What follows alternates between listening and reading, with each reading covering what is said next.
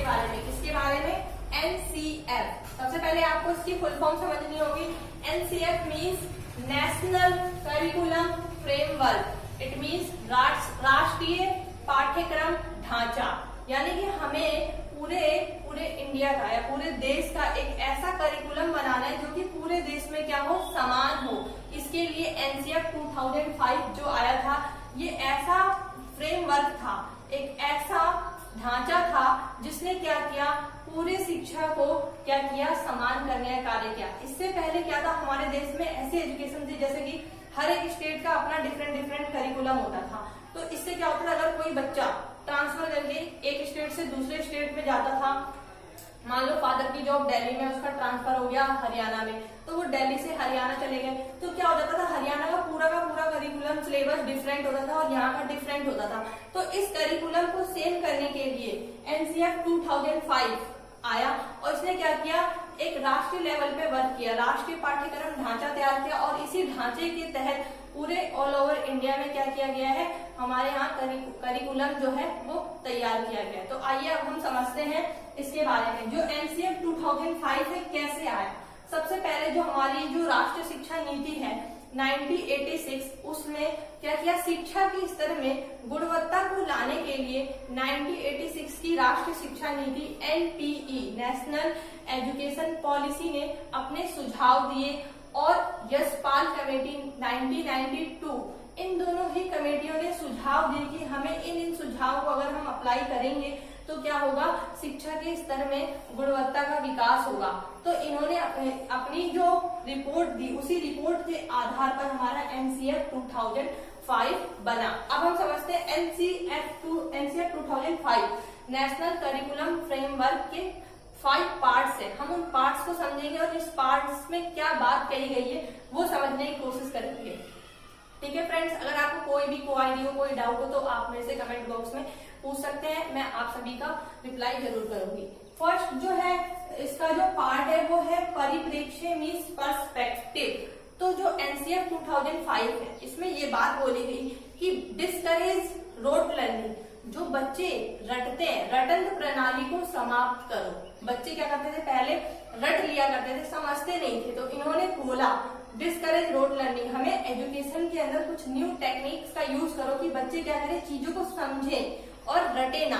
तो सबसे पहला इन्होंने जो परिप्रेक्ष्य में क्या बात कही, discourage rote learning, give space to children learning, बच्चों को सीखने के लिए जगह दो, स्पेस दो, ताकि बच्चे क्या करें, खुद से सीख सके। उस पे क्या करो, बर्डन मत बनो, उन्हें स्पेस प्रोवाइड करो ताकि वो क्या कर सके, सेल्फ लर्निंग कर सके। Third, classroom learning should be reflective, classroom में बच्चों को ऐसी लर्निंग दो कि बच्चा कहीं भी जाए तो लगे हाँ रियल में ये जो क्लासरूम लर्निंग है वो रिफ्लेक्टिव है, वो कहीं भी जाके उस सीखी हुई चीजों को क्या कर सके, रिफ्लेक्ट कर सके, उस चीजों को अपने शब्दों में अभिव्यक्त कर सके। एंड लास्ट में इन्होंने क्या बोला, क्रिएट और improve society where values are practice not taught. इन्होंने बोला बच्चों को वैल्यूज, मूल्य जो है वो बच्चों को क्या किया जाए, प्रैक्टिस करवाया जाए, उनके व्यवहार में लाया जाए, ना कि उन्हें सिखाया जाए। क्योंकि आपको फ्रेंड्स एक बात बताऊं, जो रविंद्रनाथ टैगोर है उन्होंने कहा था शिक्षा का पहला नियम ये है कि बच्चों को कुछ भी सिखाया नहीं जा सकता, बच्चे क्या करते हैं, खुद सीखते हैं। तो ये बात एनसीएफ में कही गई कि बच्चों को एक ऐसा एटमोस्फेयर, एक ऐसा वातावरण प्रदान करो, प्रोवाइड करो जहाँ पे वैल्यूज जो है वो उन्हें टॉट ना करवाया जाए, मतलब उन्हें सिखाया ना जाए, प्रैक्टिस करवाया जाए, फोकस ऑन प्रैक्टिस, कि वो वैल्यूज जो है उनके बिहेवियर में आ जाए। तो इसका एक एग्जाम्पल समझ सकते हैं, जैसे कि अगर हम बच्चों को बोलेंगे झूठ नहीं बोलना चाहिए और टीचर क्या करते हैं, खुद क्लास में बच्चों के सामने झूठ बोल देती है, तो बच्चा क्या कर रहा है, वो वैल्यू सीखेगा ही नहीं। वो बच्चा बोलेगा टीचर तो खुद झूठ बोलती है तो मैं क्यों ना झूठ बोलूं, तो बच्चे कभी नहीं सीखेंगे। तो सबसे पहले बच्चों को ऐसा एटमॉस्फेयर, एक ऐसा वातावरण प्रदान करो जहां पर टीचर एक रोल मॉडल हो और बच्चे उसको देखकर सीखते हैं। तो टीचर को खुद सबसे पहले क्या होना चाहिए, एक रोल मॉडल होना चाहिए, ताकि बच्चे क्या है, वैल्यूज को प्रैक्टिस करें और उन्हें देखें और उन्हें फील करेंगे और वो फिर वो अपने व्यवहार में उसे शामिल करेंगे कि हाँ ये चीज सही है, ये चीज गलत है। बच्चों को फ्रीडम दो कि वो खुद डिसाइड करे, सेल्फ लर्निंग करे। ये बात कही गई है हमारे किस पे, एनसीएफ में कही गई है।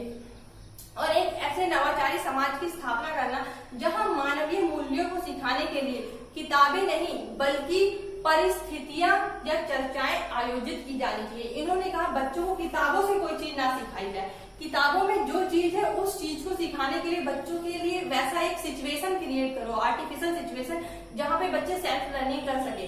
ये एनसीईआरटी के पार्ट फर्स्ट में कही गई। एंड सेकंड बात है, सेकंड पार्ट में बोला गया लर्निंग एंड नॉलेज। एनसीईआरटी के सेकंड पार्ट में बोला गया कि जो लर्निंग होनी चाहिए, क्रिटिकल पेडागोजी, इट मींस कि बच्चों को इस तरह सिखाओ कि उसके दिमाग, बच्चा जो सीख रहा है उसको पूरी तरह से अपने माइंड में क्या करे, उस चीज को सोचे, उस पर विचार करे।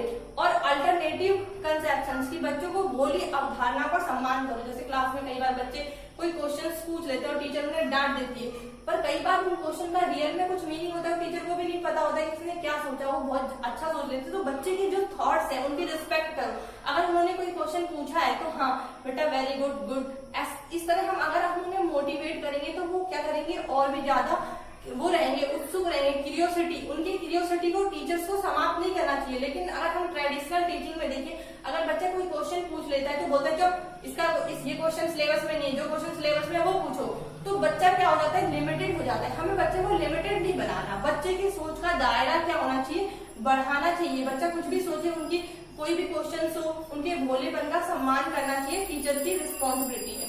जो हमारा थर्ड पार्ट है उसमें बोला गया है scope, curriculum, assessment, various stage. बच्चे को सिर्फ परीक्षा के आधार पर फेल कर देना ये एक असेसमेंट का सबसे रॉन्ग तरीका, और इस पे सबसे अधिक फोकस किया है एनसीईआरटी ने कि असेसमेंट के लिए कई सारे हमारे पास क्या होनी चाहिए, स्टेज होनी चाहिए, कई सारे वेराइटीज होना चाहिए। सिर्फ एक एग्जाम के बेस पे बच्चों को पास या फेल नहीं करना चाहिए। बच्चों को क्या करना चाहिए, कई तरीके से असेस करना चाहिए। कई बार क्या होता है, कुछ बच्चे क्या होते हैं, मान लो एग्जाम में अच्छे नहीं होते पर उनमें कई यूनिक टैलेंट होते हैं, और हम टीचर्स सोचते हैं कि जो बच्चा अच्छा पढ़ने वाला है वही क्या हो सकता है, टैलेंटेड और क्रिएटिव हो सकता है। अदर स्टूडेंट्स उनसे भी ज्यादा मोर क्रिएटिव होते हैं। तो हमें इस चीज को समझते हुए बच्चों के लिए डिफरेंट टाइप से असेसमेंट करना चाहिए।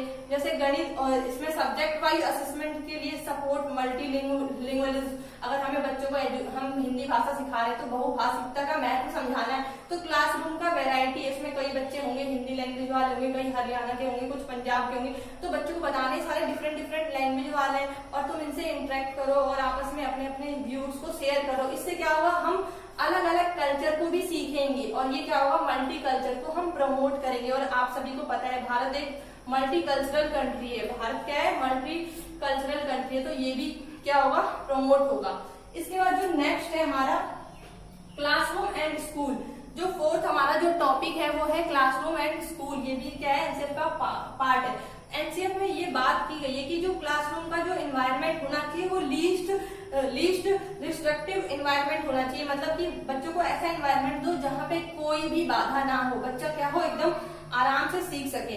दूसरा, वेल इल्यूमिनेटेड होना चाहिए, ड्रिंकिंग वाटर की सारी फैसिलिटीज होनी चाहिए, एंड उनको अच्छे से टॉयलेट्स प्रोवाइड करना चाहिए। क्योंकि कई बार क्या होता है, स्कूल्स के टॉयलेट्स वगैरह इतनी अच्छी क्वालिटी के नहीं होते, तो गर्ल्स स्कूल नहीं जाती, जिससे क्या होता है, स्कूल में उनकी प्रेजेंट कम होती है और वो स्कूल फिर कई बीच में स्कूल छोड़ देते हैं। तो ये भी रीजन रहता है। अगर हम जो इन्वायरमेंट है वो स्कूल का अगर अच्छा होगा, रिफ्लेक्टिव होगा, अट्रैक्टिव होगा, तो बच्चों को अपनी ओर खींचेगा कि बच्चे क्या करेंगे, डेली स्कूल आएंगे। अगर क्लासरूम एकदम बोरिंग सा हो, क्लासरूम में अच्छे अट्रैक्टिव पिक्चर्स लगे होने चाहिए, उन्हें देखकर बच्चे इमेजिन करें और अपनी थिंकिंग एबिलिटीज को इंक्रीज करेंगे, ताकि बच्चे क्या कर सके, और भी ज्यादा एजुकेशन के लिए ज्यादा से ज्यादा उनके अंदर इंटरेस्ट डेवलप हो सके। तो इसीलिए इन्होंने जो हमारा जो एनसीईआरटी है वो फोकस करता है क्लासरूम के एनवायरनमेंट पे भी, कि classroom should be attractive, and इसमें फियर फ्री एनवायरनमेंट होना चाहिए। बच्चे स्कूल में आए तो उनके साथ फ्रेंडली बिहेव करो, उन्हें ऐसा नहीं लगना चाहिए कि स्कूल में जाऊंगा तो टीचर मुझे मारेगी, तो डर का कोई भी भाव नहीं होना चाहिए। और जो लास्ट है हमारा वो है सिस्टम रिफॉर्म्स। एनसीईआरटी ने सबसे बड़ा जो वर्क है सिस्टम रिफॉर्म्स में ये बात की गई है कि सबसे पहले ओपन बुक एग्जाम करो बच्चों को, क्योंकि स्टार्टिंग में बच्चों को बर्डन मत करो। पहले क्या होता था, बच्चे फेल हो जाते थे तो सुसाइड कर लेते थे, और बच्चे स्कूल नहीं जाते थे, टीचर डांटती थी, डंडे मारती थी। तो इस एनसीईआरटी 2005 में बोला गया कि बच्चों को क्या करो, सीखने के लिए बच्चों को फ्रेंड्स बनाओ अपने, और ताकि बच्चे क्या करें, आपसे डरे नहीं और आपसे अपने व्यूज और थॉट्स क्या कर सके, शेयर कर सके।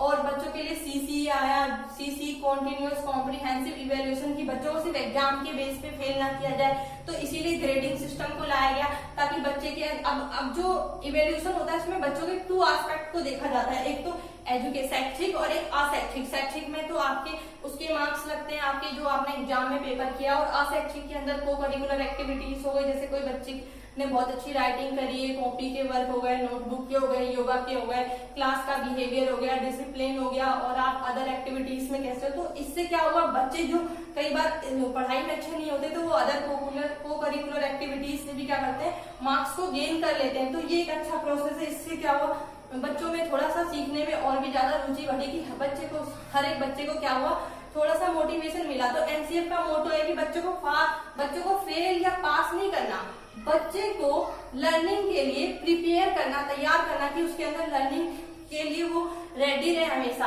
और बच्चे को ऐसा एटमोस्फेयर प्रोवाइड करना है जहाँ पे किसी भी प्रकार का कोई भी फियर ना हो, कोई भी डर ना हो। ये पूरा का पूरा फ्रेंड्स एनसीएफ था, और ये एनसीएफ जो है आपके सीटेट एग्जाम के लिए बहुत ही इंपॉर्टेंट है। जो बच्चे सीटेट की तैयारी कर रहे हैं या फिर किसी भी टीचिंग कॉम्पिटेटिव एग्जाम की प्रिपरेशन कर रहे हैं, उसके लिए ये वीडियो बहुत ही हेल्पफुल है। अगर आपको एनसीएफ 2005 में कोई भी डाउट हो तो you can ask me in comment box. Thank you very much friends, take care, have a nice day.